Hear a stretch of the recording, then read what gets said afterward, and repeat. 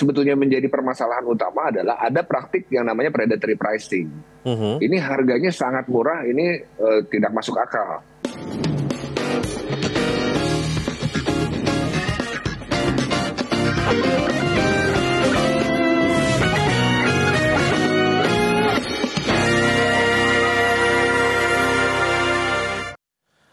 Halo, selamat malam. Saya Prabu Revolusi. Anda menyaksikan Konspirasi Prabu.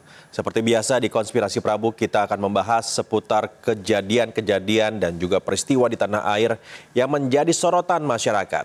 Belakangan ini kita ketahui bahwa ramai diperbincangkan oleh banyak pihak soal Ganjar Pranowo yang muncul di video azan. Ada yang menganggap bahwa peristiwa tersebut merupakan politik identitas. Ada juga ya tentu yang menyangkalnya, banyak juga yang mendukungnya.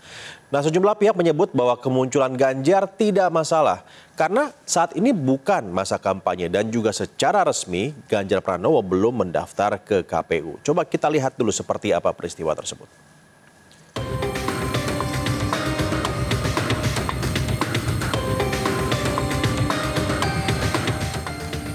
Bakal calon Presiden Ganjar Pranowo jadi sorotan usai dirinya muncul pada tayangan azan maghrib di 2 stasiun televisi swasta.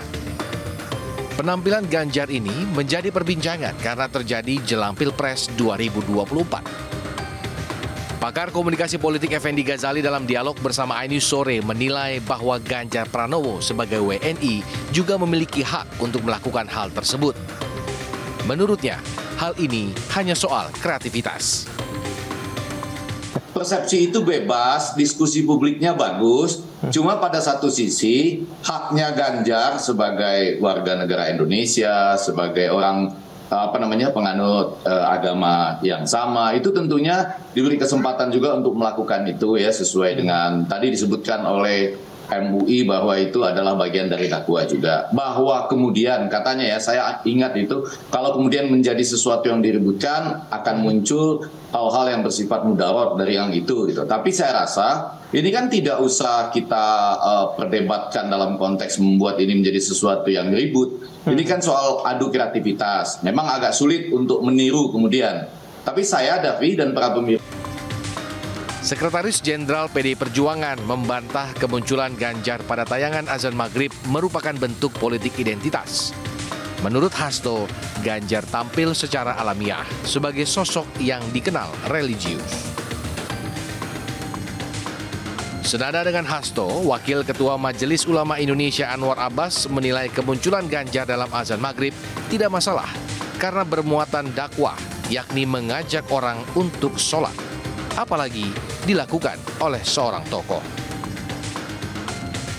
Adapun Asosiasi Komunikolog Indonesia turut mengomentari hal ini. Ketua Asosiasi Suko Widodo menilai tidak ada aturan yang dilanggar, sebab saat ini belum memasuki masa kampanye. Bahkan Ganjar belum secara resmi mendaftarkan diri sebagai calon presiden ke KPU. Sementara itu, Bawaslu Republik Indonesia masih mengkaji kasus tayangan azan yang menampilkan Ganjar Pranowo. Namun, ia menyampaikan yang dilakukan Ganjar bukanlah kampanye. Hingga kini, Bawaslu masih mengkaji kasus ini. Bawaslu juga akan memberikan surat himbauan kepada partai politik untuk menahan diri dalam tahapan sosialisasi. Ya, dari peristiwa tersebut kita melihat bahwa secara pasti Ganjar Pranowo tidak melanggar aturan karena belum terdaftar sebagai calon presiden. Pada saat ini status seorang Ganjar Pranowo sama seperti saya, Prabu Revolusi, dan juga sama dengan Anda sebagai warga negara Indonesia yang memiliki hak untuk tampil dalam tayangan azan, memiliki hak untuk melakukan ritual agamanya seperti kebanyakan orang. Dan juga perlu dipahami bahwa Ganjar Pranowo per saat ini bukanlah juga pejabat negara karena sudah lengser alias pamit dari jabatannya sebagai Gubernur Jawa Tengah. Oleh karena itu, kita bisa memaknai bahwa Ganjar Pranowo tampil dalam tayangan azan merupakan sebuah pemenuhan hak. Sebuah pemenuhan hak sebagai WNI dan juga sebagai pemeluk agama Islam. Anda boleh katakan dengan berbagai macam argumentasi, tetapi banyak yang mengatakan dan juga memberikan dukungan bahwa ini merupakan sebuah kreativitas dalam melakukan dakwah. Anda bisa bayangkan, mereka yang mencintai Ganjar, mereka yang mendukung Ganjar, mereka yang suka dengan Ganjar, dengan melihat tayangan tersebut, barangkali akan terinspirasi untuk melakukan ibadahnya.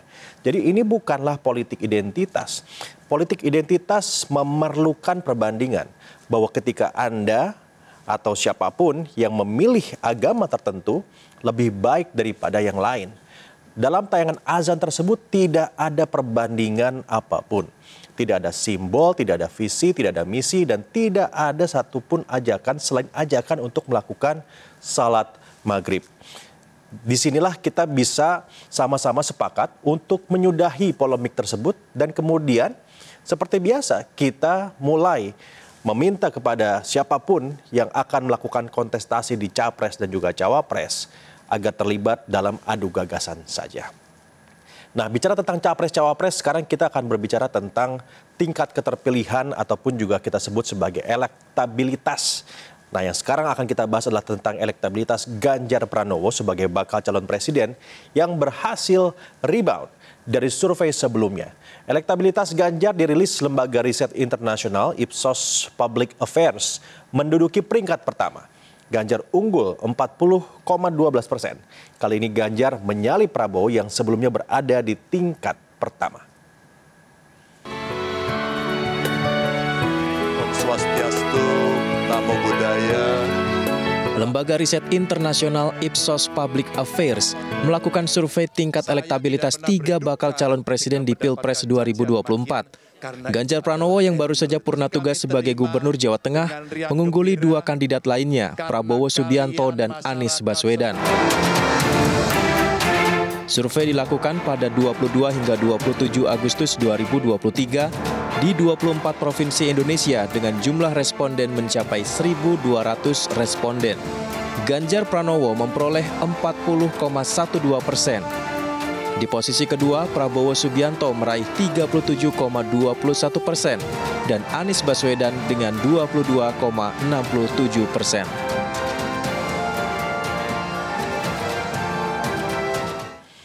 Lalu pasca ditetapkannya Arsyad Rashid sebagai Ketua Tim Pemenangan Nasional atau TPN dan juga Andika Perkasa sebagai wakilnya, hari ini TPN menggelar pertemuan pertama di Gedung HIN Jakarta.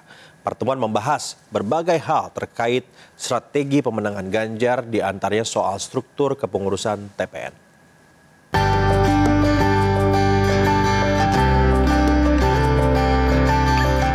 Ketua Umum Partai Politik dari PDIP, Partai Perindo, Partai P3, dan Hanura menggelar rapat perdana di Gedung HIN Komplek Gedung MNC, Jakarta. Dihadiri para ketua umum partai politik, diantaranya Megawati Soekarno Putri dari PDIP, Haritanu Sudibyo dari Partai Perindo, Ketua Umum Partai Hanura Usman Sabtaodang, PLT Ketua Umum Partai P3 Muhammad Mardiono, serta Ketua terpilih untuk pemenangan Ganjar Pranowo, Arsyad Rashid. Rapat dilaksanakan secara tertutup membahas dinamika politik nasional jelang pemilu 2024. Strategi pemenangan skala prioritas juga momentum politik yang diambil oleh tim pemenangan Ganjar Pranowo. Bapak Presiden Jokowi. Jadi di dalam rapat kali ini akan dibahas berbagai agenda-agenda strategis. Pertama terkait dengan dinamika politik nasional yang nanti disampaikan para ketua umum partai. Yang kedua tentu saja dari Pak Arsyad Rashid. Dan kemudian langsung akan dibahas berbagai skala prioritas terkait dengan strategi, juga momentum politik yang akan diambil oleh tim pemenangan ini, di mana setiap hari Rabu diputus. Pertemuan ini juga akan membahas berbagai hal terkait pemenangan Ganjar, diantaranya soal struktur kepengurusan TPN. Dari Jakarta, Jen Cahyani, Jaka Samsa, iNews melaporkan. Kita bicara tentang siapa yang akan berpasangan bersama Ganjar Pranowo sebagai Cawapres alias calon wakil presiden. Beberapa nama muncul, di antaranya jika kita melihat pada survei yang berlaku di publik, ada beberapa nama. Di antara lain ada Erick Thohir, Ridwan Kamil, dan juga Sandiaga Uno yang masuk dalam daftar kandidat kuat bakal calon pendamping Ganjar Pranowo di pemilu 2024. Berbagai pertimbangan masih digodok untuk memilih jodoh yang paling tepat dan juga sanggup memenuhi kebutuhan elektoral Ganjar Pranowo.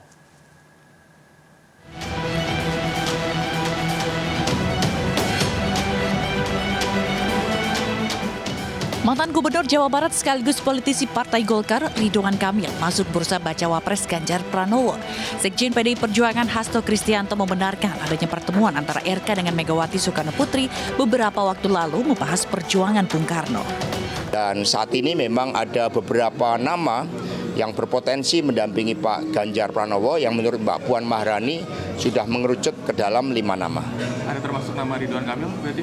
Ya, seluruh nama-nama dicermati ya secara dinamis dan akan dilihat seluruh rekam jejak kepemimpinannya, tetapi yang terutama adalah karakter kepemimpinannya, kemudian kemampuan untuk bekerja sama dengan Pak Ganjar Pranowo di dalam mendorong gerak cepat kemajuan bagi Indonesia Raya kita. Sementara itu, usai acara serah terima jabatan di Gedung Sate, Bandung 6 September lalu, Ridwan Kamil menyebut pekan depan akan ada breaking news atau berita besar terkait keputusan politiknya di kontestasi pemilu 2024.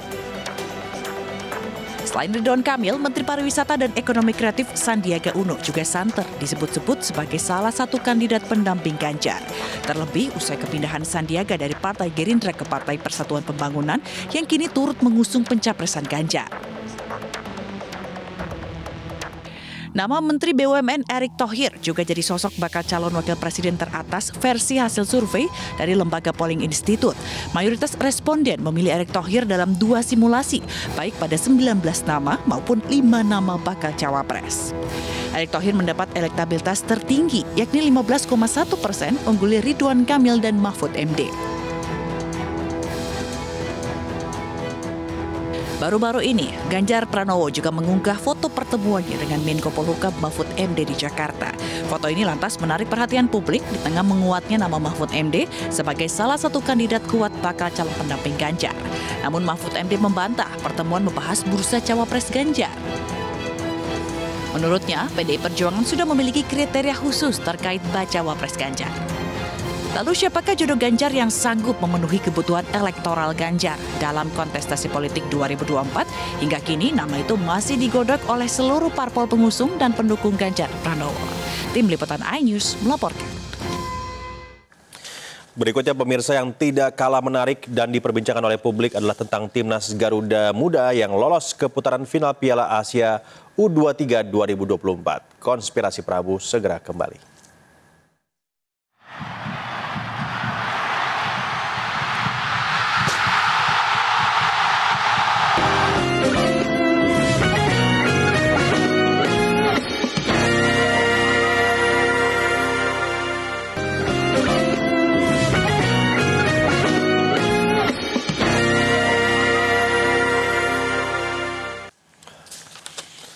Anda masih bersama saya, Prabu Revolusi, di Konspirasi Prabu. Pemirsa, ada kabar baik yang datang dari Timnas Indonesia yang berhasil lolos ke putaran final Piala Asia 2024 usai mengalahkan Turkmenistan 2-0 pada pertandingan terakhir Grup G kualifikasi Piala Asia U23 2024 di Stadion Manahan Solo. Tentunya kita patut bangga karena ini menjadi sejarah Timnas Indonesia yang pertama kalinya lolos ke putaran final Piala Asia yang akan digelar di Qatar tahun depan.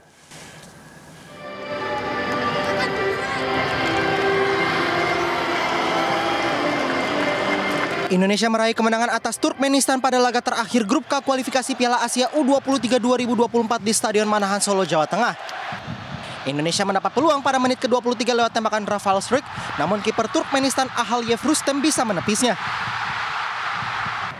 Setelah beberapa kali menekan, Indonesia akhirnya memecah kebuntuan pada menit ke-39 lewat gol dari Ivar Jenner.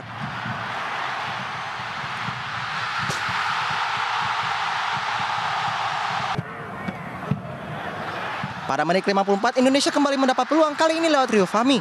Tapi peluangnya masih membentur Mister.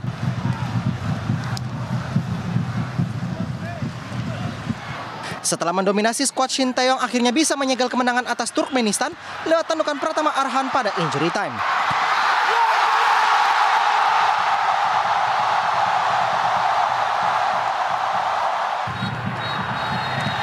Keunggulan 2 gol Indonesia menjadi hasil akhir laga. Hasil ini membuat Indonesia berada di puncak klasemen dengan 6 poin dan lolos ke Piala Asia U23 2024 yang digelar April tahun depan. Ini juga akan menjadi penampilan perdana Indonesia dalam sejarah Piala Asia U23. Luar biasa, Timnas Indonesia kali ini tampil penuh percaya diri dan disaksikan langsung oleh Presiden Joko Widodo yang menyaksikan secara langsung pertandingan antara Timnas Indonesia melawan Turkmenistan di Stadion Manahan Solo, Jawa Tengah. Indonesia berhasil taklukkan Turkmenistan dengan skor seperti yang Anda tahu 2-0 dan akan dipastikan akan berlaga di Piala Asia U23 2024 yang akan berlangsung di Qatar. Ketua Umum PSSI Erick Thohir mengapresiasi Timnas U23 dan mengingatkan Timnas untuk tidak berpuas diri dengan kemenangan ini dan menjadikan ini sebagai momentum untuk membangun dari grassroots. Nah, PSSI juga punya PR besar April tahun depan dan juga perlu mempersiapkan agar jangan sampai kekurangan pemain.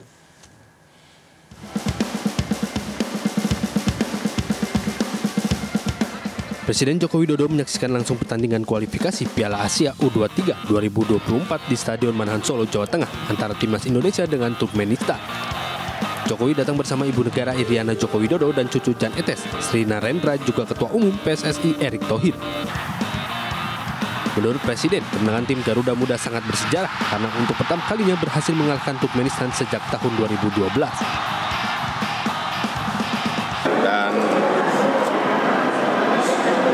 laganya saya lihat sangat keras, saling menyerang, dan ya sudah kita ketahui hasilnya 2-0.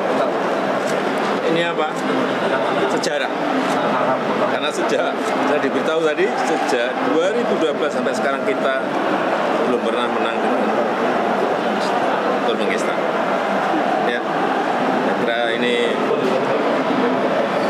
hadiah ulang tahunnya Pak Erik. Ya, kira itu. Sempat kecengin juga Pak. Gol pertama kan tadi sempat kecengin. Mungkin gimana Pak? Ya, biasalah dalam bola. Kaget juga ternyata enggak ya. Enggak apa-apa, tapi yang paling penting kan 2-0 dan kita bisa masuk ke Qatar. Ya. Persiapan untuk ke Qatar? Iya, ini kan masih agak panjang ya, di Maret. April ya. Sehingga persiapannya lebih panjang, menurut saya kita akan ke sana dengan kondisi yang jauh lebih siap. Saya kira semuanya bermain baik. Ketua Umum PSSI Erick Thohir juga mengapresiasi Timnas Indonesia U23 melawan Turkmenistan untuk kualifikasi Piala Asia U23 2024 di Qatar. Saya bilang bahwa kita harus terus mencari pemain pelapis. Nah, ini juga yang kenapa saya berkali-kali jangan berpuas diri, jangan kemenangan ini jadi euforia, tetapi bagaimana kemenangan ini terus justru membangun dari grassroots, ya. Dari 17, 20, 23, dan kita bisa lihat juga banyak pemain ini juga masuk tim senior juga. Nah, ini yang saya rasa menjadi catatan tersendiri buat kami di PSSI untuk terus mempersiapkan pemain. Saya sudah sampaikan kita harus paling tidak punya stok 150 pemain untuk pemain senior, pemain U23, U20, U17, dan tidak mudah. Tapi alhamdulillah apapun catatan saya rasa kita bersyukur. Tapi bulan April itu saya rasa tidak mudah kalau kita tidak mempersiapkan tim dengan benar-benar gitu. Ya, kalau tentu para pemain kita yang diaspora ada di luar negeri, ya kita selalu terbuka. Yang penting tidak ada paksaan, ya, dan semua ingin membela merah putih, termasuk pemain-pemain kita yang ada di Indonesia. Jadi saya nggak mau terjebak apakah diaspora atau Indonesia sama aja, yang penting merah putihnya gitu. Dalam laga ini, Timnas Indonesia berhasil mengalahkan Turkmenistan dengan skor 2-0. Atas kemenangan ini, Indonesia pun berhasil lolos putaran final Piala Asia U23 2024. Timnas Indonesia U23 dipastikan akan berlaga di Piala Asia U23 2024 yang akan berlangsung di Qatar setelah menjadi juara grup K dengan raihan 6 poin. Dari Tim Liputan iNews melaporkan. Nah, kemarin juga ada momen menarik yang berseliweran di sosial media, yaitu momen di mana ini sebuah video yang sangat viral ya. Pratama Arhan menunjukkan baju bertuliskan nama sang istri Aziza usai mencetak gol penentu kemenangan Indonesia atas Turkmenistan. Hal ini pun menuai reaksi positif dari netizen.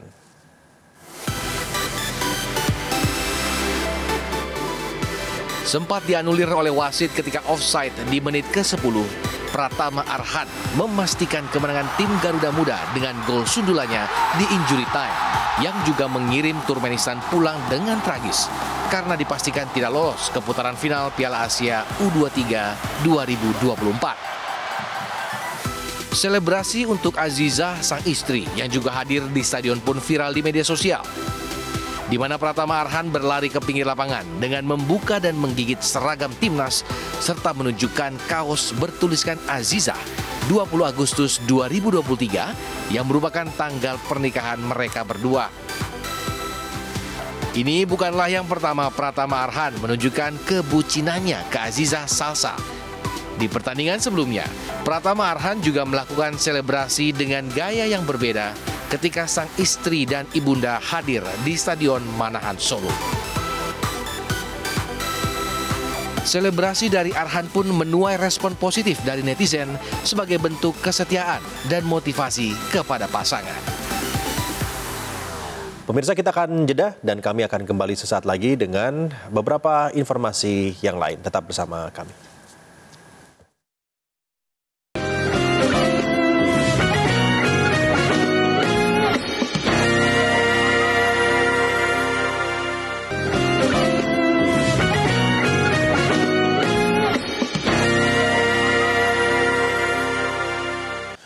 Pemirsa, di tengah pemberantasan peredaran judi online, kemarin ada statement yang saya pikir cukup kontroversial, di mana Menteri Kominfo Budi Ari Setiabudi menyatakan ada usulan bahwa judi online bakal dikenakan pajak. Saya tidak tahu apakah usulan ini serius atau hanya dalam rangka bercanda, tetapi kemudian ini ditanggapi oleh banyak pihak. Ya, karena tidak mungkin judi online yang sejatinya harusnya dilarang namun kemudian diberikan pajaknya. Nah, inilah pemirsa hal yang kita ingin ya pastikan pemerintah memberikan perhatian khusus karena masih banyak masyarakat yang mencari peruntungan di judi online hingga saat ini dan ini merugikan masyarakat entah berapa ratus triliun ya perputaran uang yang terjadi karena adanya judi online ini. Dan Anda tahu larinya bukan ke dalam negeri, ini larinya keluar semua. Oleh karena itu saya sepakat untuk bagaimana caranya judi online ini harus dibasmi tuntas dari permukaan Republik Indonesia.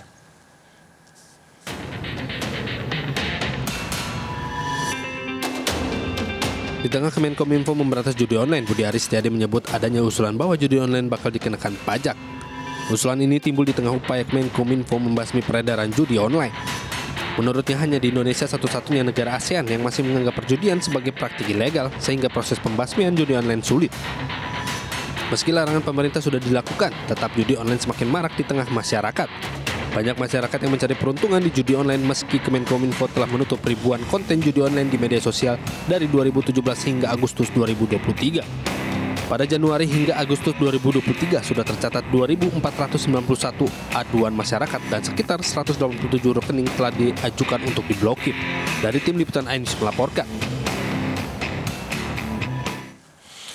Nah, selain permasalahan judi online yang tadi tentunya kontroversi karena malah ada usulan untuk diberikan pajak, permasalahan berikutnya adalah tentang persaingan dagang. Ini persaingan dagang yang terjadi dan juga membuat ya banyak sekali usaha lokal UMKM yang mengalami penurunan omset. Nah, salah satunya terdampak di Pasar Tanah Abang Blok B Jakarta Pusat. Penjualan dagangan di e-commerce ya di TikTok Shop diantaranya memberikan dampak bagi pedagang konvensional dan juga kini para pedagang mulai beralih berjualan lewat live streaming. Namun masalahnya tidak bisa laku. Kenapa? Karena tidak bisa bersaing antara produk-produk lokal, produk-produk UMKM dengan produk-produk yang didatangkan dari negeri seberang tanpa kena pajak. Ini yang membuat pada akhirnya banyak pedagang gulung tikar. Anda pergi ke Tanah Abang sekarang sudah sangat sepi. Dan ini membuat tentunya perputaran uang, perputaran ekonomi tidak lagi di dalam negeri, tetapi juga uangnya ditarik keluar semua. Saya pikir pemerintah harus segera mengambil sikap atas hal ini.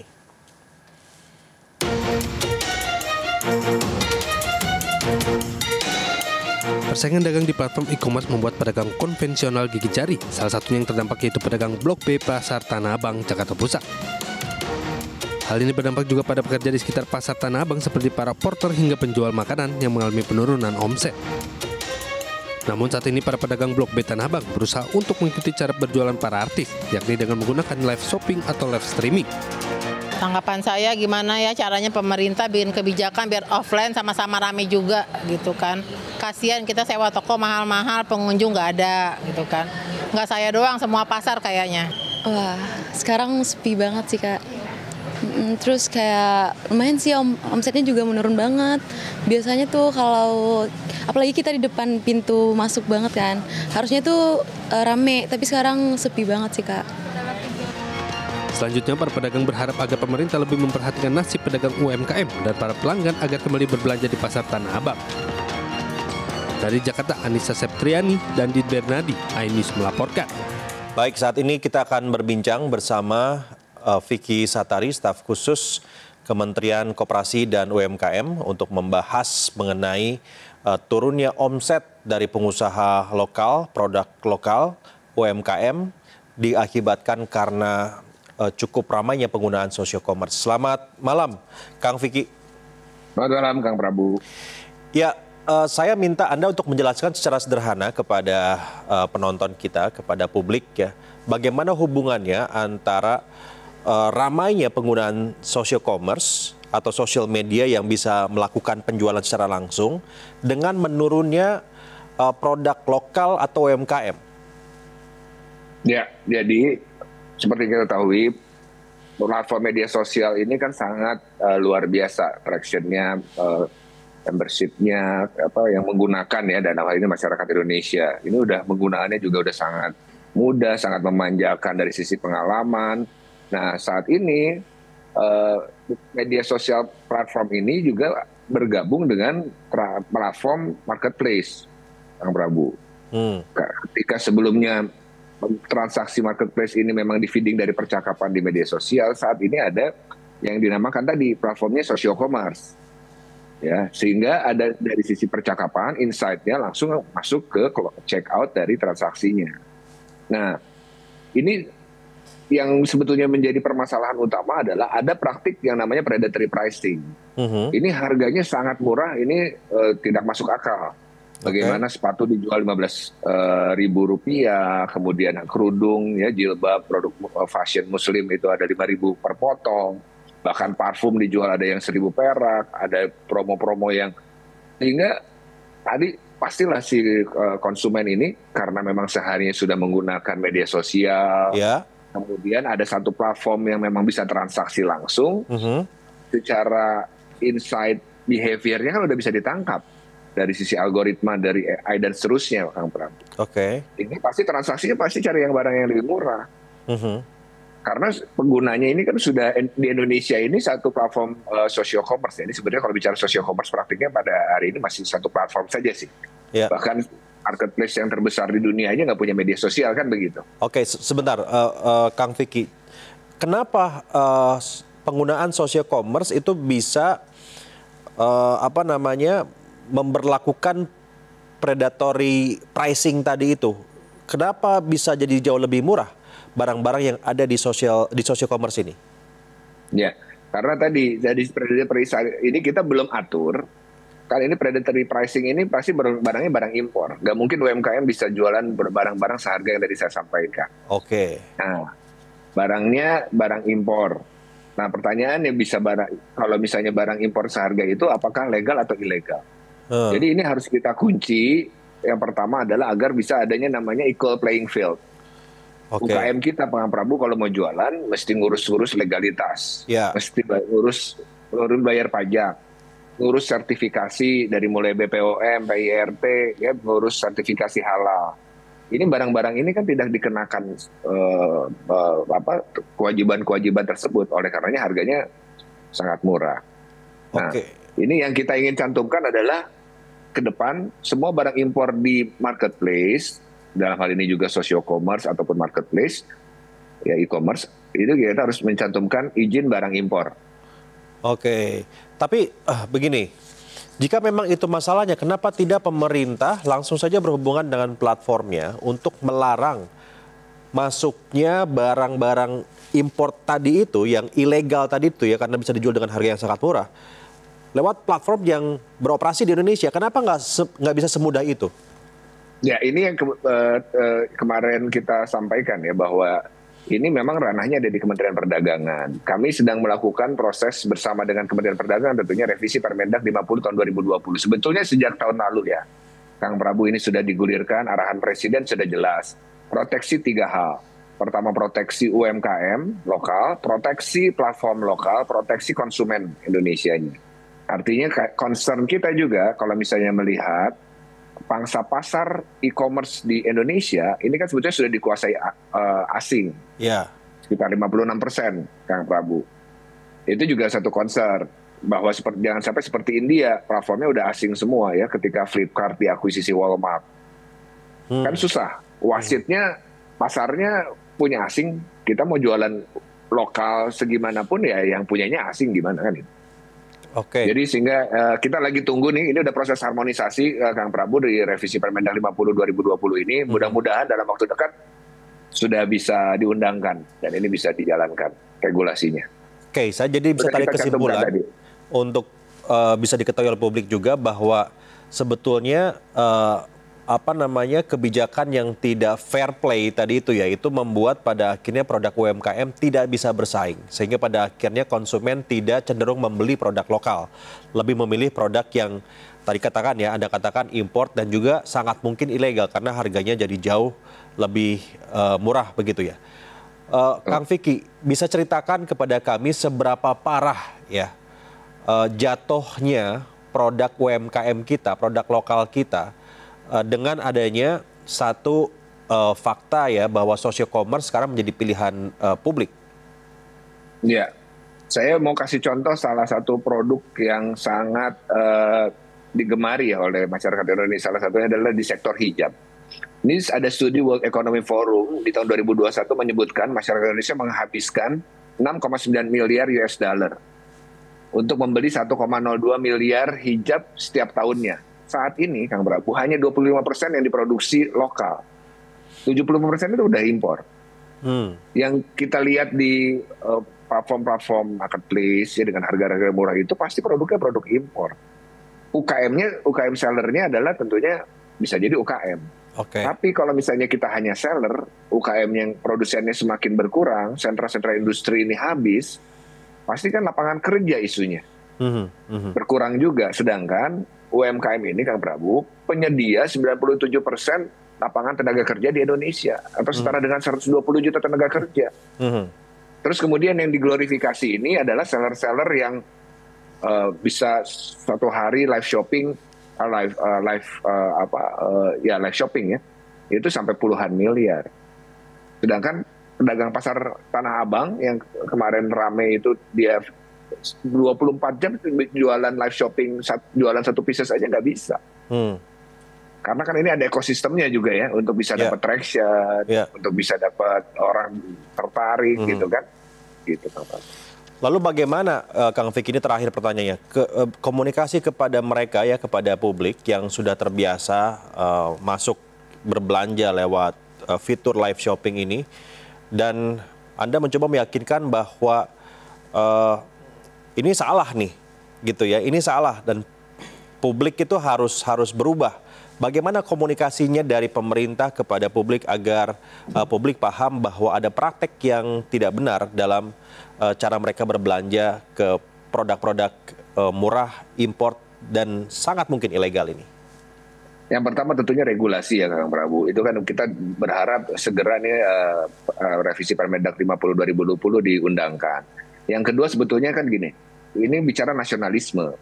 Makanya ada gerakan Bangga Buatan Indonesia dan seterusnya. Karena banyak pertanyaan ketika bicara, produk impor cross border akan dibatasi oleh harga minimum 100 US dollar paling murah. Nah, kemudian pertanyaannya adalah, emang UKM kita bisa bikin casing handphone murah, bisa bikin kabel charger murah? Pertanyaannya, UKM Indonesia itu udah bisa bikin simulator pesawat, simulator kapal selam. Sudah ada startup digital yang luar biasa. Startup digital ini kan UMKM sebetulnya, Kang Prabu. Artinya kalau ada kesempatan bisa, tapi kalau misalnya bicara casing handphone, kita UMKM kita buat, masuk ke pasar dengan ada kompetitor dari asing yang harganya memang sudah mass product level industrinya, ya nggak bisa akan compete. Oke. Nah ini yang sebetulnya kita ingin pastikan, berikanlah kesempatan ya kepada produk brand-brand lokal kita, UKM-UKM lokal kita untuk masuk ke pasarnya. Dengan cara apa? Dengan cara mulai berpihak dengan produk lokal. Memang mungkin harga akan lebih mahal. Karena tadi prosesnya kan masih skalanya skala UKM, di tahapnya prototyping, pasti akan ada biaya-biaya khusus. Tapi kalau misalnya kita nggak dukung, kita nggak kasih kesempatan, nggak akan sampai ke level skala industri yang bisa menekan skala ekonominya bisa lebih murah gitu. Jadi lupakan masa depan kualitas lapangan tenaga kerja yang disediakan UMKM yang sekali lagi yang berkualitas, yang masuk ke wilayah industri kreatif, teknologi, dilupakan. Ini kan bicara masa depan bukan hanya hari ini, Kang Prabu. Jadi nasionalisme membeli barang produk lokal itu menjadi utama. Kita sebutnya kan belanja produk lokal ini sama dengan bela negara. Bela negara, ya. Betul. Saya pikir saya sepakat di situ ya, Kang Vicky, dan juga saya harap juga publik bisa menyimak bahwa ketika ini dikaitkan dengan nasionalisme, maka pada akhirnya memang kita harus bergerak bersama-sama. Iya, bahwa ada yang harus dikorbankan, misalnya produk harga lebih mahal. Tetapi ini adalah sebuah upaya untuk memberikan kesempatan kepada produk lokal ataupun juga UMKM agar nantinya bisa bersaing dengan produk impor dengan harga yang juga bersaing. Begitu ya, Kang Vicky. Nah, mudah-mudahan ini bisa cepat terselesaikan permasalahannya, Kang Vicky. Yang pertama adalah publik juga mendapatkan kejelasan apa yang boleh dan apa yang tidak boleh. Yang kedua juga dari sisi perdagangannya nih, agar regulasi yang tadi Anda maksudkan bisa segera disepakati. Ya, saya juga heran kenapa harus selama ini memprosesnya. Harusnya bisa segera cepat. Karena kalau tidak UMKM-nya keburu mati ya, Kang Vicky ya, dan pada akhirnya beralih menjadi usaha-usaha lain yang bisa jadi ilegal gitu ya, akhirnya mencari usaha yang ilegal. Terima kasih Kang Vicky Satari, staf khusus Menteri Koperasi dan UMKM. Semoga nanti saya undang lagi, udah selesai regulasinya ya, Kang Vicky ya. Terima kasih. Amin. Terima kasih Kang Prabu. Baik, setelah jeda kami akan kembali dengan beberapa informasi yang lain. Tetap bersama kami.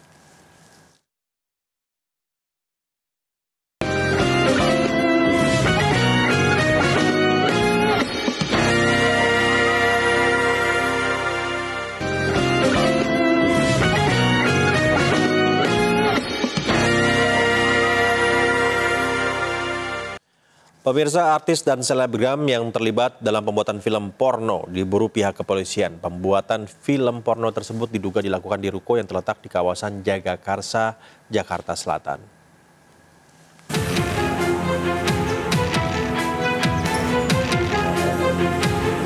Inilah penampakan unit bangunan yang diduga dijadikan tempat pembuatan film porno di Jalan Serengseng Sawah, Jagakarsa, Jakarta Selatan.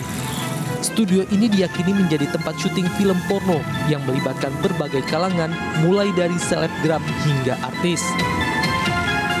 Namun sejak digerebek oleh petugas, studio ini tampak sepi dan tidak ada aktivitas. Hal serupa juga terlihat di bangunan lainnya. Studio yang terletak tidak jauh dari lokasi pertama ini juga diduga menjadi salah satu lokasi pembuatan film porno. Warga di sekitar lokasi mengaku pernah melihat syuting meski hanya beberapa kali saja. Kurang tahu juga saya syutingnya itu kapannya, saya nggak begitu perhatiin gitu loh Pak. Tapi pernah ada gitu Pak? Saya lihat sih ada beberapa kali ada sih, tapi nggak banyak, apa 1-2 orang doang yang di situnya. Dari hasil pemeriksaan sementara, para pemeran film porno ini direkrut melalui media sosial tanpa kontrak kerja dengan sutradara sekaligus pemilik rumah produksi berinisial IR. Para pemeran film dewasa menurut rencana akan dimintai keterangan pada hari Jumat mendatang. Kita juga talent-talent akan kita panggil. Rencana dalam minggu ini akan kita lakukan pemanggilan. Ya, mulai hari ini kita sudah melakukan pemanggilan dan kita jadwalkan untuk pemanggilan tersebut hadir hari Jumat besok. Rencana hari Jumat besok akan kita lakukan pemeriksaan. Sebelumnya, Subdit Cyber Ditreskrimsus Polda Metro Jaya mengungkap kasus dugaan tindak pidana pembuatan atau penyebaran konten video porno atau film adegan dewasa. Polisi menangkap 5 pelaku yang berperan sebagai pemilik website, sutradara, dan admin akun website. seorang tersangka perempuan berperan sebagai sekretaris sekaligus pemeran wanita. Sejumlah artis dan selebgram juga dikabarkan terlibat dalam pembuatan film porno. Para pelaku mengaku telah meraup keuntungan hingga 500 juta rupiah dengan menjual konten porno mulai 50.000 untuk sehari berlangganan hingga 500.000 rupiah untuk setahun berlangganan. Demikian Konspirasi Prabu hari ini, saya Prabu Revolusi pamit, terima kasih, sampai jumpa.